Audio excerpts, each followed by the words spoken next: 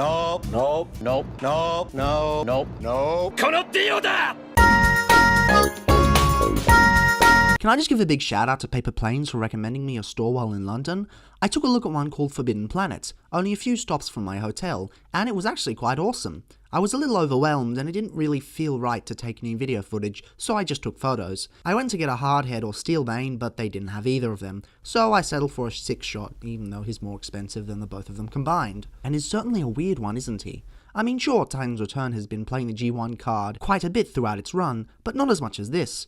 I mean, I'm not complaining, not because I grew up with G1, but because if a toy is good, I buy it. I'm not usually obsessed with getting any specific designs or characters, most of the time just getting the toys that look good and winging the rest.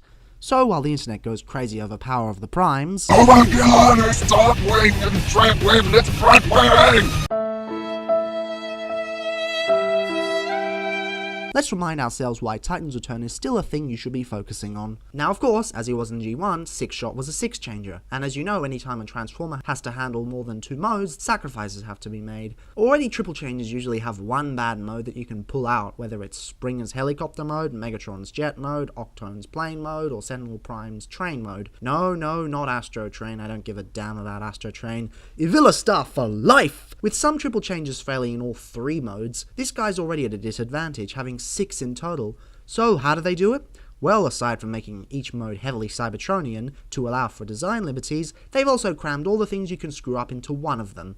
Yes, just as one toy sacrifices its paint apps so that the rest can look better, one mode sacrifices everything. The imminent destruction of every tank mode you know and love. Tank mode, or missile platform mode, or oh my god, this is the worst design I can think of mode, is complete and utter trash. There's an engineer joke I'll reuse here. I'm not an engineer, but one of my friends is, and he shared this joke on Facebook. Sorry for stealing. 3 engineers hop on board. Megatron says it was designed by their students. 2 run away thinking it'll blow up. The other stays behind in full confidence that it will never even start. I mean, what the hell? What actually works here inside of the colours? None of the limbs tab in at all. The arms, which are completely blatant, have to deal with tons of hinges and swivels that could have been easily sorted out with but one tab. But nope, nothing is done here. Such an easy fix and they didn't do anything. The front of the vehicle makes no sense. Yes, there's a cockpit, but it's too high up and the front isn't aerodynamic at all. There's a reason tanks slope up at the front, otherwise they get stuck in the trenches on the battlefield. The turret's even worse. The guns at the front aren't lined up properly due to the design, and the guns on the side look stupid, but it's even worse if you take them off, and the turret is shaped horribly as well. There are huge gaps at the back and the tabbing situation is even worse. How do you get worse from no tabs with tons of swivels? No tabs with even more swivels. I don't want swivels here. They don't even tab together. I mean, for f***'s sake. Like I said, the only thing that works here is the colors, and if you got quick switch, even that doesn't work. I'm also obligated to mention that there's a Headmaster cockpit in the front, but let's face it, this mode is better forgotten about. So I'm not going to go through each transformation and comment on them individually, but I will give my thoughts on the process overall. The figure treads the line between deliberate and lazy due to many factors. Since it's following a classic G1 conversion scheme, the designers already know what to do, and even if they fail at times, they know how to make it seem intentional. That said, the original design is already a bit lazy in terms of what constitutes an alt mode, as we've seen with the tank, so at times it seems like things are just left out. Let me be clear, you have to really like the idea of 5 proper modes to enjoy the transformation. It's not hard by any means, but there are times where you feel like there just should be more steps to clean stuff up. That said, if you like the G1 toy and will be able to forgive 90% of what this figure does, then you should be happy. I do not own a G1 Sixshot, but I do have the world's smallest back in Sydney, so I get what it's emulating. I don't think the designers can be excused that much through source material accuracy, but for many it's fine. Does that make sense? Good. On to the first real mode. Out of the 4 alt modes, this one tabs together the best, and even if it didn't, it'd still be my favourite. As cars go, there's a lot that doesn't work. The sides are pretty blatant, and the front is flat as justice. That said, overall, there's somewhat of a retro charm to it, and that's not nostalgia talking because I wasn't born when G1 came out. Hell, I'm not even sure my parents were considering having kids at that point. It's a weird mix of 80s sci-fi meets Mad Max, and whether you leave the radar dish up or down, it's an imposing piece that somehow looks menacing in these goofy colours. Of course, this point is the best time to do a size comparison, but as you already know, I don't have that many figures to compare it to aside from Bludgeon, Quakewave, and Payload. Also makes the Titan Master compatibility pretty difficult to show off since I don't really have any Titan Masters on hand, but as you can see there are 2 seats at the front here. Now from here on out, if anything doesn't quite follow the instructions, it's due to personal preference, not reviewer incompetence. I have the instructions and I can easily do it properly, but sometimes I don't want to. With the nature of this figure anyhow, it's basically just a bunch of fan modes anyway, so I'm sure you can cut me some slack. To many, the jet mode was the most fun to play with, and I can safely say that this toy doesn't disappoint. Despite being comically out of proportion, just like the original was, it's got the bulk and the heft of a proper leader class jet, which is more than I can say for other recent figures. It's not without its problems, such as the front section that doesn't like to stay pegged in together, the wings that should be twice as long, and the arms that don't peg in at all, but they're easily overlooked when the design is still solid. I still think the arms should have pegged in better though, because as it is there's nothing keeping them in place. There should be, but there isn't. Recurring theme of the figure, and you'll see it again in other modes. One thing I should mention though, if you do want to access the landing gear, make sure you do it before the legs peg together. It's actually got 3 clicks instead of 2. One to be stored away for other modes, one to be slightly out for the jet mode, and one where it's properly deployed when standing up. It's a great idea, but the execution is more frustrating than it should be since it's very hard to get it out. I'm not gonna bother joking about the submarine mode because everybody else already has at this point, and it's only funny if it's unexpected. I might do the submarine thing at a later date when I get a Megatron or a Shockwave, but for now I'll just focus on the gun mode. I was fully expecting to hate this thing. The gun mode on the original was pretty poor, so I thought this wouldn't be much better. I mean, the whole idea of sandwiching a wolf's head between 2 flimsy wings seems like a recipe for disaster. Funnily enough though, this is pretty fun actually. The arms are a bit of an annoyance again, more so than the jet mode, but that's easily fixed by putting them in car configuration. Doesn't look as good though, but it is an option. I'm also surprised how naturally this fits into my hand. I was expecting it to be smaller for a child's grip, but it feels fine. I wouldn't do it for any skits though, going for Quakewave instead, because it's just a better gun in general. Although it's kind of a shame that we live in a world where safety laws won't allow a laser gun to be in alt mode for a Transformer. I mean, it's not a replica of anything, but I should probably just mention how it doesn't work as a submarine anyway. If you use it for its purpose, there's not enough difference between the car mode and the top part is way too hollow. As a grip it's fine because you won't see the gaps when you're holding it, but the periscope area just doesn't work. Now would be a good time to mention the Headmaster compatibility.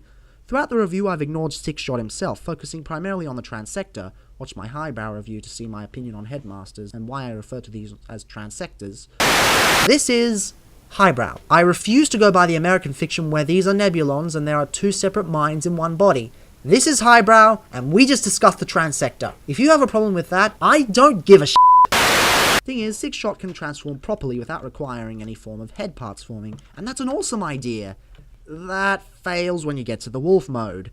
Problem is, you require the wolf head in the neck to fill in the gap. Not only does it ruin the neck, but it ruins any potential for the use in the submarine mode unless it's plugged in there too. It's a damn shame. I guess I'll either have to get a random Headmaster to stick in there or find a Shapeways fix for it. I'm sure someone's made one. As for the wolf mode itself, I actually really like it. More than Weird Wolf for some reason. Yes, I know Weird Wolf is technically better proportioned, but Sixshot has a far more interesting transformation and much better colours, and none of the joints will explode randomly in storage. I also like the head more. It's weird in a way I can't put my finger on, and I love it. Also, for a robot on all 4s, it's not really that badly proportioned.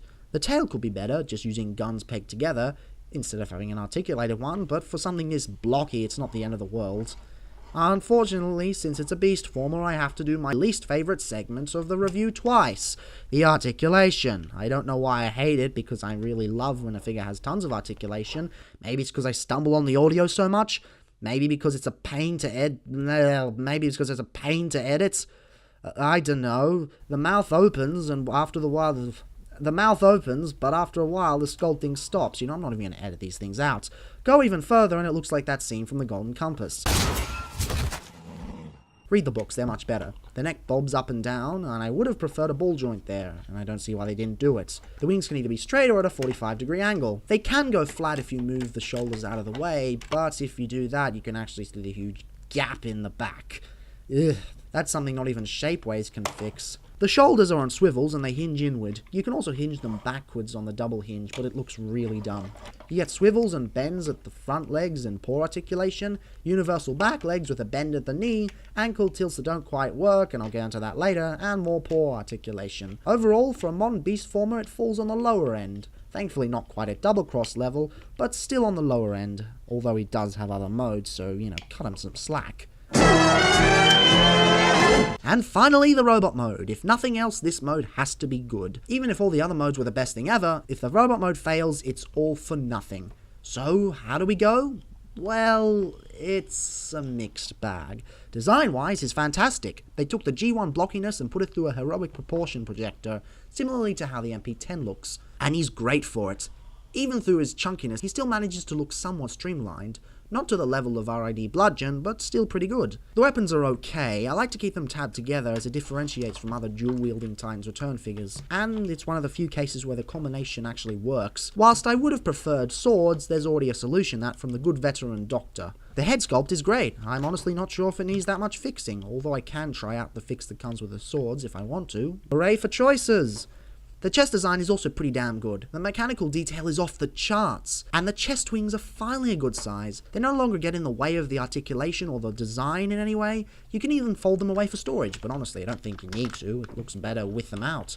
Unfortunately, this mode is far from perfect. There are two massive flaws that bring it down tremendously. The first is less of a problem, and it's the lack of chest paint details. Sometimes the winglets just blend into the body, and being one of his trademarks, they should stand out a little bit. And see all this sculpted detail on the front here? Right in the center there? Lost in dark transparent plastic. Sure, there's always repro labels, but since Hasbro is already going in and adding stickers to the figure, they should have added more of them. I mean, on this figure they're applied better than most. It's not like Optimus Prime or Megatron, they're actually good here. And there's no shortage of paint on the figure either, but it's all used to make the parts blend in with the molded plastic. And since the wings are silver, couldn't they have at least made these winglets silver on the outside here? They should have added more to the chest, but they didn't. Unfortunately, the second issue is far more damning. Yep, it's the articulation, and this thing is almost a brick. Dynamic poses are not this guy's forte, and for a ninja consultant, that's a bit of a problem. The head only really swivels with a tiny little hinge, and that's of course to account for the gimmick, so there's not much you can do there. The arms rotate out, but get stuck due to the kibble. You can hinge them out a bit further, but even then it doesn't really work very well. He has a shoulder swivel, a bicep swivel, and a bend that doesn't even get you 90. You can extend it to reach that benchmark, but it doesn't look very good.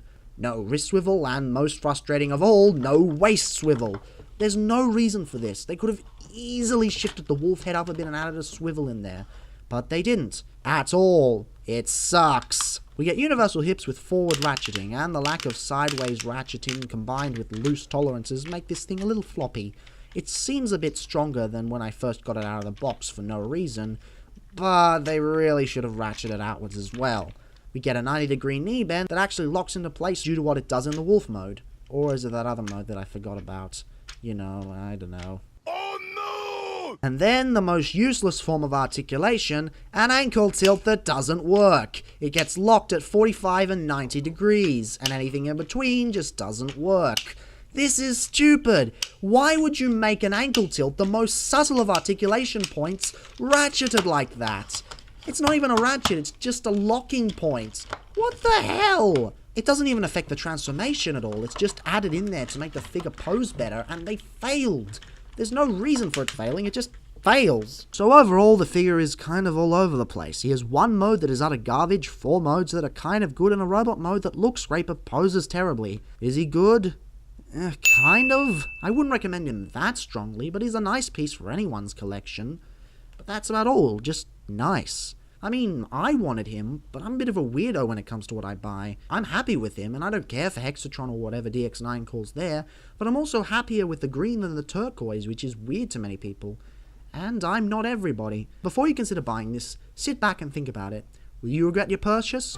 Will you really want one? If you're okay with this, then by all means, come along and take the plunge with me. He's not the best leader class figure, but he's certainly one that I'll cherish for a very long time. Personal preference. Personal preference. But, if you have any doubts, maybe wait for Overlord. Doesn't even matter how hard you try. Keep that in mind. I designed this rhyme to explain in due time. All I know, time is a valuable thing.